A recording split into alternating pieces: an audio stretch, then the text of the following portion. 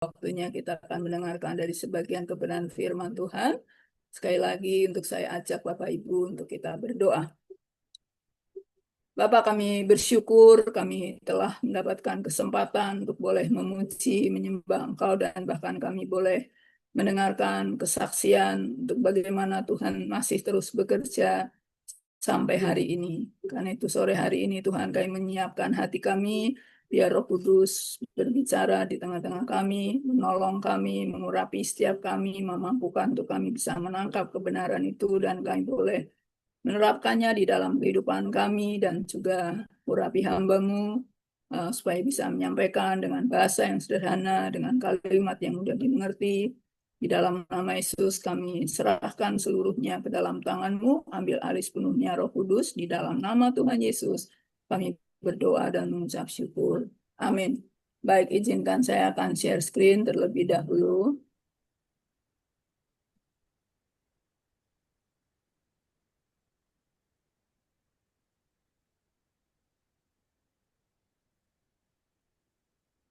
Ya, baik, sore hari ini saya membawakan tema yaitu tentang kesembuhan yang melahirkan penyembahan. Ya, kenapa saya ambil tema ini? Karena hal ini mengingatkan bahwa seringkali juga bisa terjadi bahwa setelah kita disembuhkan ataupun setelah kita ditolong oleh Tuhan, kita bisa lupa kepada yang memberikan kesembuhan itu. Dan hal ini juga untuk mengingatkan buat kita semua.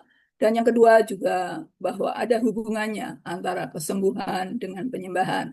Karena itu beberapa waktu ke depan, beberapa menit ke depan, kita akan coba belajar untuk kita bisa menangkap apa yang menjadi kebenaran firman tersebut. Ya, uh, sebelumnya saya akan awali dengan sebuah kisah yang kisah nyata. Ini kisah nyata yang sangat inspiratif, yaitu tentang Delia Knox dari Amerika Serikat. Ya, siapa Delia Knox ini? Jadi beliau adalah seorang penyanyi gospel dan juga seorang hidup dalam kondisi lumpuh akibat kecelakaan mobil yang merusak tulang belakangnya. Jadi beliau harus menggunakan kursi roda dan sepertinya sudah menerima kenyataan itu dan kemungkinan untuk tidak bisa berjalan kembali. Namun yang menarik bahwa meskipun kondisi Delia dalam kondisi di kursi roda, tetapi dia terus memiliki semangat yang tinggi untuk melayani Tuhan melalui musik, melalui pengajarannya untuk menunjukkan iman dan ketekunannya tidak pernah berkurang kepada Tuhan. Dan pada akhirnya pada tahun 2010 dalam sebuah konferensi rohani di Mobile, Alabama yang dipimpin oleh seorang penginjil Nathan Morris, Delia merasakan sesuatu yang berbeda. Ada suatu kekuatan yang luar biasa di dalam tubuhnya dan dengan iman yang dia miliki dan juga dorongan dari orang-orang yang mendoakannya, akhirnya Delia ini berdiri dan setelah 22 tahun pada waktu itu, di tahun itu dia mulai bangkit berdiri dan mulai berjalan dari kursi rodanya untuk pertama kalinya. Dan momen ini menjadi sebuah berita yang sangat viral dan menginspirasi banyak orang. Namun yang lebih penting di sini yang menarik kesembuhan yang melahirkan sebuah penyembahan yang dalam di dalam kehidupan Delia itu, Delia tidak hanya bersyukur karena beliau telah sembuh, tetapi dia menjadi lebih bersemangat lagi dalam memberitakan Injil dan juga boleh memimpin orang kepada Kristus. Dari cerita tersebut kita melihat bahwa tidak ada mustahil bagi Tuhan untuk melakukan mujizat. Waktu bagi Tuhan tidak bisa membatasi. Apakah sakitnya sudah 1 bulan, 1 tahunkah, atau puluhan tahun, bahkan seperti Delia sudah mengalami 22 tahun. Namun bagi Tuhan tidak ada yang mustahil. Jadi cerita ini bisa memberikan sebuah pengharapan buat kita, buat Bapak Ibu yang mungkin pada sore hari ini masih bergumul untuk menantikan waktu waktu Tuhan untuk menyatakan kesembuhan maupun mukjizatnya. Tetaplah berharap dan tetaplah percaya kepada kuasa Tuhan. Dan dari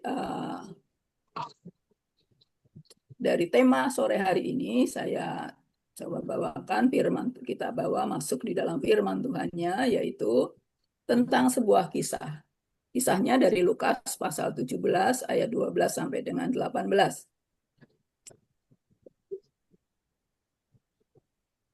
Ya.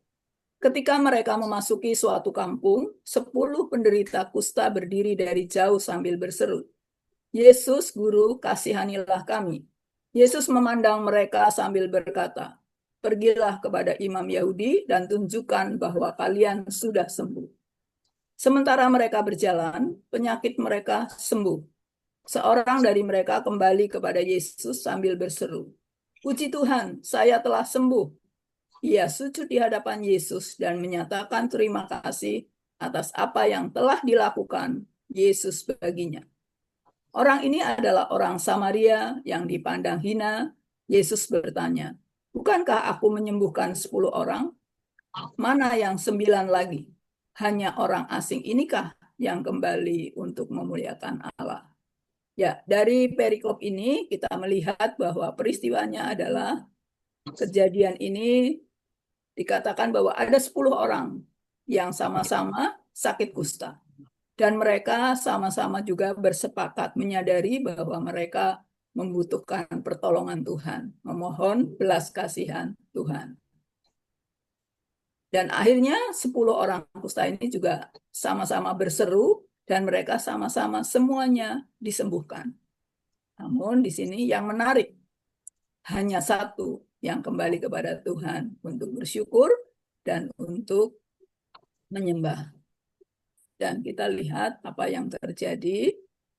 Ya, seringkali di sini kita belajar bahwa seringkali penderitaan ataukah kesakitan atau penyakit atau apapun juga dari perikop ini menyadarkan orang kusta itu, sehingga akhirnya orang kusta itu menyadari bahwa mereka membutuhkan pertolongan Tuhan, yang akhirnya membuat mereka berseru kepada Yesus, "Kasihanilah kami."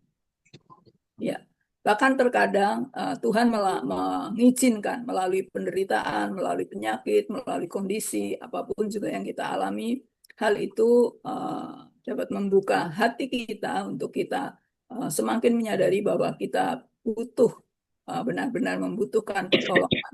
Dan ketika kita menghadapi jalan yang buntu, mungkin kita mendapatkan vonis dokter, mendapatkan berita-berita dari secara medis mungkin yang bisa melemahkan iman kita, bisa membuat pengharapan kita menjadi hilang. Tetapi di sini kita melihat bahwa masih ada kesempatan untuk berseru dan berharap kepada Tuhan yang hidup.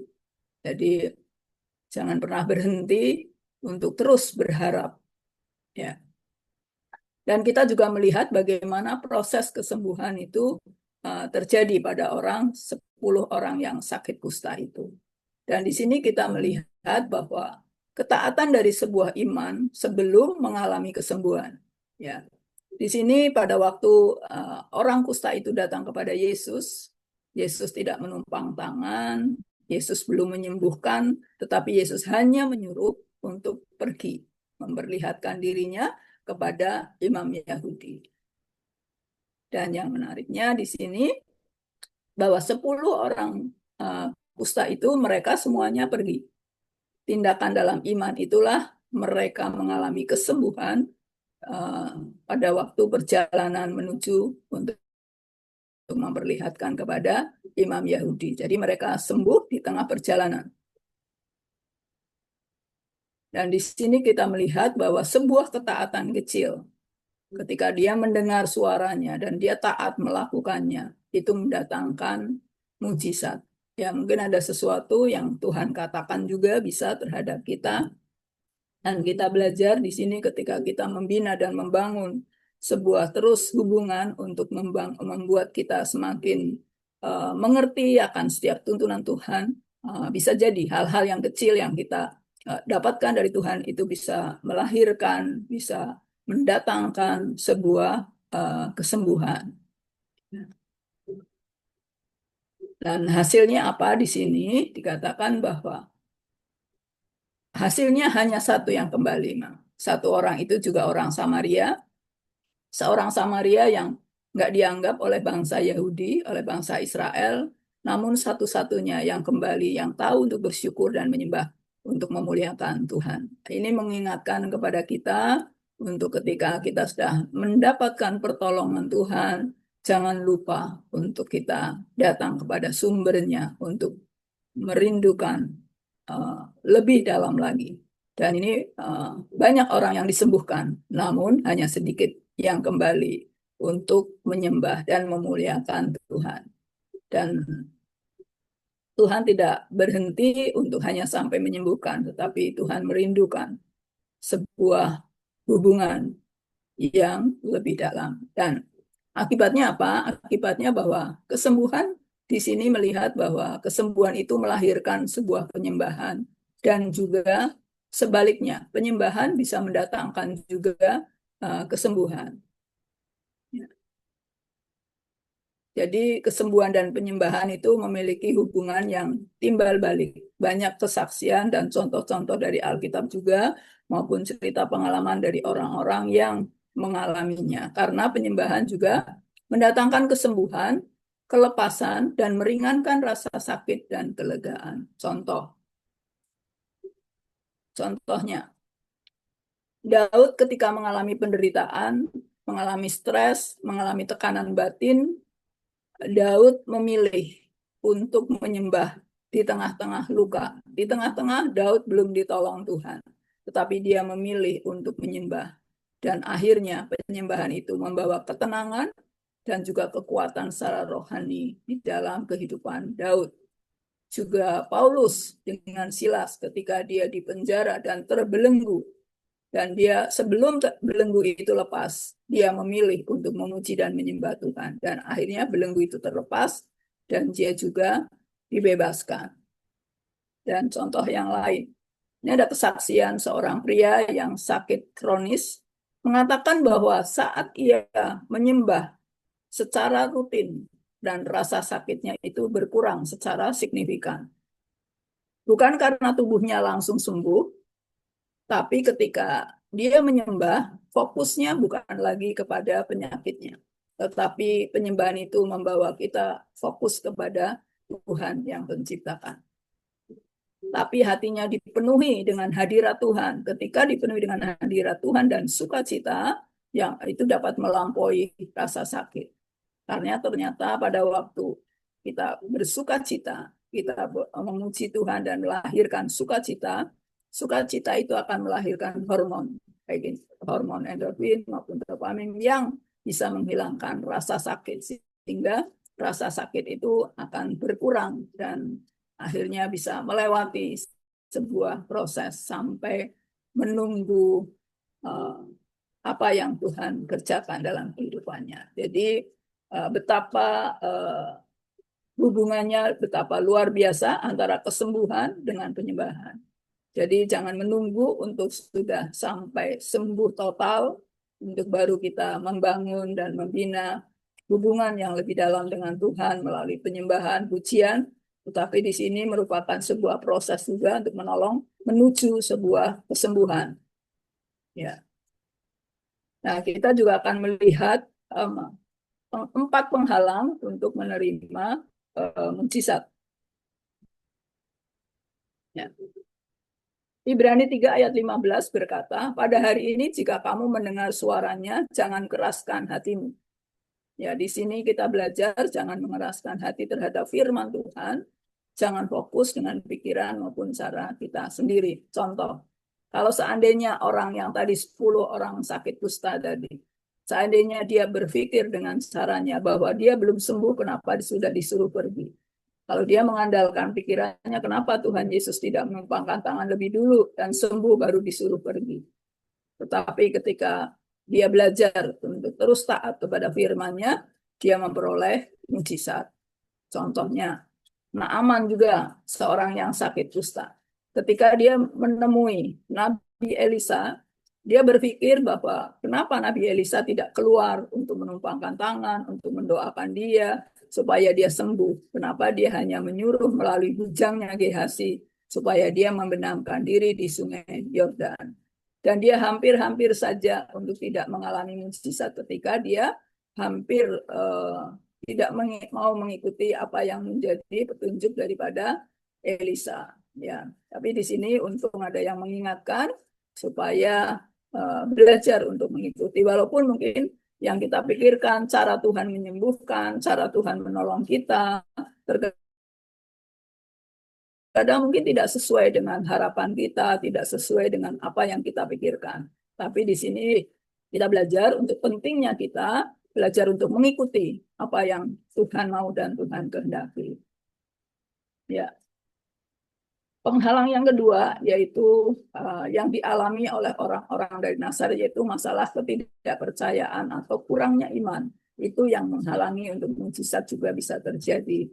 Yaitu ketika saudara-saudara dari Tuhan Yesus di kampung Nazaret, dia mulai meragukan siapa Yesus yang dia kenal dari kecil.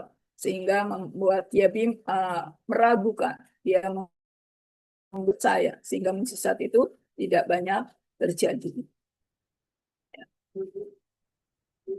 Dan yang ketiga, kalau mungkin masih ada dosa yang disembunyikan, hal ini juga perlu untuk kita selesaikan dan kita bereskan di hadapan Tuhan sesuai dengan Yesaya 59 ayat 1 dan 2. Karena tangan Tuhan tidak kurang panjang untuk menolong kita, hanya karena dosa kita yang bisa menjadi penghalang. Ya, karena dosa yang tidak diampuni adalah dosa yang tidak pernah diakui, yang tidak pernah diselesaikan, dan yang tetap disembunyikan. Jadi kalau ada hal-hal yang diingatkan Tuhan, mungkin mengingatkan kita hal-hal yang perlu untuk kita bereskan dan selesaikan dengan Tuhan maupun sesama. Dan yang keempat, yang penting yaitu ketidaksabaran dalam menunggu waktu Tuhan. Galatia 6 ayat 9 berkata, janganlah kita jemu-jemu berbuat baik, karena apabila sudah datang waktunya, kita akan menuai jika kita tidak menjadi lemah. Ya, di sini kita belajar bahwa berbuat baik itu di sini konteksnya yang berbuat baik kepada orang lain, tetapi juga termasuk berbuat baik kepada diri kita sendiri. Karena firman Tuhan mengatakan, kasihilah sesamamu manusia seperti engkau mengasihi dirimu sendiri. Apa yang dapat kita lakukan untuk berbuat baik dengan hubungannya dengan kesembuhan? Ya, pada waktu kita mempercayai firman Tuhan, pada waktu kita sepakat dengan firman, itu berbuat baik kepada diri kita sendiri. Ketika kita percaya bahwa bilut-bilut Tuhan Yesus telah menyembuhkan, itu berbuat baik. Dan ketika kita terus memperkatakan firman itu untuk terus terjadi di dalam tubuh kita, ketika kita terus mendeklarasikan, ketika kita terus memperkatakan, itu seperti kita menabur. Kita menabur, mencipta tentang kesembuhan di dalam tubuh kita. Dan dikatakan, apabila kita tidak menjadi jemu, tidak menjadi bosan, tidak menjadi lemah, maka kita akan menuai apa yang kita katakan. Sehingga pada waktunya dikatakan kita perlu sabar dengan waktu Tuhan, dengan ketetapan Tuhan. Bagi Tuhan nggak ada yang sulit untuk menyembuhkan secara instan langsung, nggak ada yang sulit. Tapi di dalam kedaulatan Tuhan ada yang melalui proses kesembuhannya, melalui lewat medis juga, lewat doa juga, lewat ya kalau nggak medis ya lewat doa, tidak ada hal alternatif lainnya ya yang sesuai dengan kehendak Tuhan, hanya secara medis dan juga secara mukjizat melalui doa. Dan yang penting di sini kita perlu terus untuk tidak menjadi bosan, terus di dalam kita sabar di dalam menunggu waktunya Tuhan untuk menerima apa yang menjadi janji Tuhan. Bagi Tuhan itu janjinya itu iya dan amin, itu pasti. Ya. Kata-kata bijaknya mengatakan bahwa kesembuhan fisik adalah hadiah, tetapi hadirat Tuhan dan keintiman dengan Tuhan adalah mukjizat yang sesungguhnya. yang membawa penyerahan diri yang penuh kepada Tuhan. Ya, jadi jangan fokus hanya kepada kesembuhan, tapi lebih daripada itu kita berfokus kepada yang memberikan kesembuhan itu, yaitu pribadi Tuhan sendiri. Jadi mujizat itu bukan tujuan akhir, kesembuhan bukan tujuan akhir, tetapi merupakan sebuah pintu untuk kita masuk lebih dalam lagi kepada penyembahan yang sejati. Ya. Lalu aplikasinya apa yang dapat kita renungkan, dapat kita lakukan dalam kehidupan kita? Ya, ya, kita bisa merenungkan apakah kita datang kepada Tuhan saat membutuhkan pertolongan kesembuhan atau mujizat saja, atau adakah kita lebih merindukan mengenal pribadi Tuhan Yesus lebih dekat lagi? Walaupun mungkin saat ini kesembuhan secara total belum diterima, tetapi pada waktu kita terus merindukan untuk mengenal Tuhan lebih dalam, lebih dekat lagi, proses itu terus terjadi juga di dalam kehidupan kita. Untuk mengerti waktu Tuhan, rahasia-rahasia Tuhan akan terus disingkapkan dalam kehidupan kita. Karena Tuhan merindukan hubungan, bukan sekedar menjawab permintaan. Bagi Tuhan nggak ada yang sulit sama sekali untuk melakukannya. Bagi Tuhan tidak kesulitan untuk menjawab doa, karena sudah selesai. Semua dilakukan di atas kayu salib. Seperti 2 minggu yang lalu, Pak Petra sudah menyampaikan bahwa bagian Tuhan itu sudah selesai. Melakukan semuanya di atas kayu salib. Bagian kita sekarang ini untuk mengambil apa yang sudah dilakukan oleh Tuhan Yesus, yaitu dengan iman kita untuk mengambilnya. Karena itu, mari kita kembali kepada sumbernya yang mempunyai semuanya, sumber mujizat, sumber kesembuhan. Kita terus bangun untuk kita menyembah, masuk lebih dalam, lebih intim, percaya sepenuhnya untuk membangun hubungan dengan Tuhan melalui doa, merenungkan firman Tuhan melalui pujian dan penyembahan, dan alami terus Tuhan setiap hari. Kalau Bapak Ibu melakukan hal ini, Bapak Ibu akan mengalami banyak hal yang akan Tuhan bukakan, yang akan banyak yang Tuhan akan singkapkan di dalam setiap kehidupan kita. Ya, jadi alami Tuhan secara pribadi melalui pengalaman hidup. Pengalaman hidup ini akan juga menumbuhkan iman kita. Melalui pengalaman bagaimana Tuhan menolong, itu akan terus membangkitkan iman kita semakin teguh, semakin kokoh, semakin tidak tergoyahkan oleh apapun juga. Walaupun mungkin saat ini masih dalam kondisi sakit, tetapi perkataan kita bisa mengatakan memang masih dalam kondisi sakit, tapi saya percaya bahwa pada waktunya Tuhan sudah menyembuhkan, dan pada waktunya Tuhan akan menyatakan kuasanya itu terjadi. Kesembuhan merupakan bonus yang sudah disediakan oleh Tuhan bagi kita anak-anaknya. Jadi tetap yakin percaya bagian kita, bagian saat ini untuk mengambil dan untuk mengalami dan menikmatinya. Jadi, baik, selamat untuk mengalami kasih dan kuasa Tuhan dalam kehidupan kita. Mari saya ajak untuk kita berdoa ya. Yuk kita sama-sama kita berdoa ya.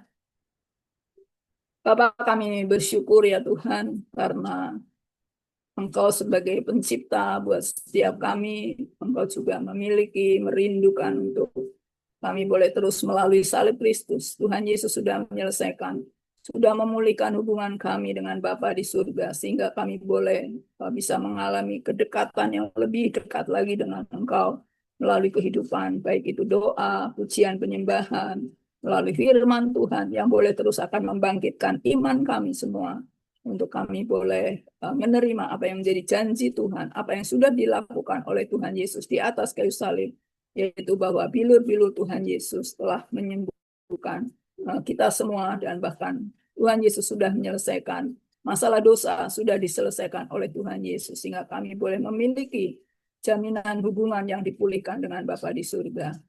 Terima kasih Bapak, kami bersyukur buat sore hari ini. Dan bagi Bapak Ibu yang pada sore hari ini yang belum pernah untuk menerima Tuhan Yesus secara pribadi, ataupun mungkin memerlukan, merindukan untuk memperbaharui iman kembali dengan Tuhan, Bisa Bapak Ibu mengikuti kata-kata bersama dengan saya. Bapa, saya bersyukur bahwa Engkau telah mengutus anak-Mu, Yesus Kristus, untuk mati di kayu salib, menanggung semua dosa, kelemahan, penyakit, apapun juga. Karena itu, saya menyadari bahwa saya membutuhkan untuk pertolongan Tuhan, untuk membutuhkan juru selamat.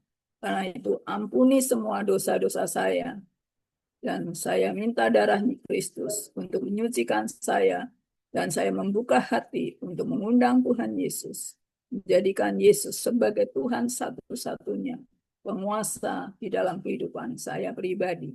Dan biar otoritas kuasa yang Tuhan sudah berikan dapat kami gunakan dalam kehidupan kami sehari-hari untuk meraih janji Tuhan, iman kami untuk mengambil janji Tuhan, termasuk juga buat kesembuhan yang telah disediakan bagi kita semua. Bagi Bapak Ibu, sekarang kita akan berdoa bagi yang sakit secara bersama-sama. Bagi Bapak Ibu bisa menumpangkan tangan di bagian-bagian yang sakit, dan saya secara keseluruhan saya akan memperkatakannya. Di dalam nama Tuhan Yesus, saat ini kami bersepakat mengambil janji Tuhan, kesembuhan yang telah dilakukan oleh Tuhan Yesus di atas kayu salib. Bilur-bilur Tuhan Yesus telah menyembuhkan seluruh sakit penyakit kanker, apapun juga, dimanapun juga. Kami perkatakan, kami mencabut sakit penyakit sel-sel kanker, kami cabut sampai kepada akar-akarnya. Kami perintahkan untuk tercabut dan mati di dalam nama Yesus dan sembuh total, tidak terjadi penyebaran, tidak tumbuh lagi, tidak berkembang biak di dalam nama Tuhan Yesus, dan jadilah sembuh secara total. Bagi yang mengalami sakit penyakit masalah dengan gangguan jantung, kami perkatakan jantung, baik ritme, baik pembuluh darah, masalah sumbatan, masalah apapun juga, jadilah sembuh di dalam nama Tuhan Yesus. Dan yang mengalami masalah gangguan stroke, gangguan syaraf, penyumbatan, apapun juga di dalam nama Yesus. Dan semua bentuk sumbatan terbuka di dalam nama Yesus. Dan aliran darah maupun oksigen mengalir ke seluruh organ untuk berfungsi kembali dengan baik. Di dalam nama Tuhan Yesus kami terima sakit penyakit, baik ginjal, untuk mendapatkan ginjal yang baru yang berfungsi mengeluarkan racun-racun dalam tubuh dalam nama Tuhan Yesus. Yang sakit penyakit lainnya, tulang, masalah gangguan-gangguan yang lain, kami perkatakan saat ini kesembuhan terjadi dan mengalir di dalam nama Yesus. Yang mengalami gangguan di bagian mata, jadilah sembuh dalam nama Yesus, pulih kembali saraf-sarafnya di dalam nama Yesus. Kami terima, dan juga jenis-jenis yang lain yang tidak kami sebutkan. Kami perkatakan bahwa semua jenis sakit penyakit sudah ditanggung oleh Tuhan Yesus di atas kayu salib, dan kami terima pada sore hari ini. Dalam nama Tuhan Yesus kami berdoa dan mengucap syukur. Amin.